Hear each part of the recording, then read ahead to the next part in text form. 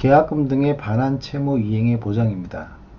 개공은 거래의 안전을 보장하기 위하여 필요하다고 인정하는 경우에는 거래 계약의 이행이 완료될 때까지 계약금, 중도금, 잔금, 이것을 계약금 등이라고 표현하죠.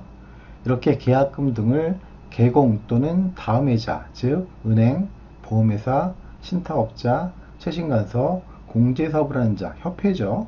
그리고 전문회사의 명의로 예치하도록 거래 당사자에게 공고할 수 있어요.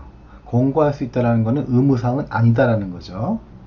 그리고 개공은 거래 당사자가 계약금 등을 개공의 명의로 금융기관에 예치해달라고 의뢰하는 경우에는 계약 이행의 완료 또는 계약 해제 등의 사유로 계약금 등의 인출에 대한 계약이 이행되거나 계약이 해제되면은 계약금을 인출해야 되잖아요. 이때 거래 당사자의 동의 방법, 그리고 반환채무 이행 보장에 소요되는 실비, 그 밖에 거래 안전을 위하여 필요한 사항들을 약정해야겠죠.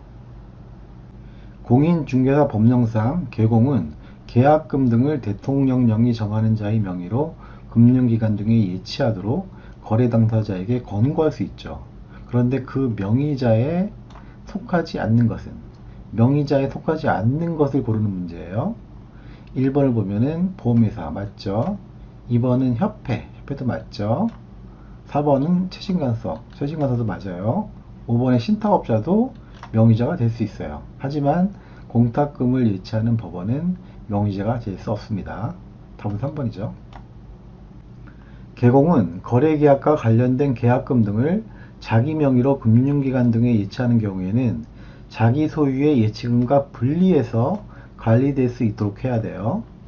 그리고 예치된 계약금 등은 거래 당사자의 동의 없이 인출해서는 안 됩니다. 개공은 계약금 등을 자기 명의로 금융기관 등에 예치하는 경우에는 그 계약금 등을 거래 당사자에게 지급할 것을 보장해야겠죠. 이렇게 보장하기 위해서 예치 대상이 되는 계약금 등에 해당하는 금액을 보장하는 보증보험, 공제, 공탁을 반드시 해야 돼요.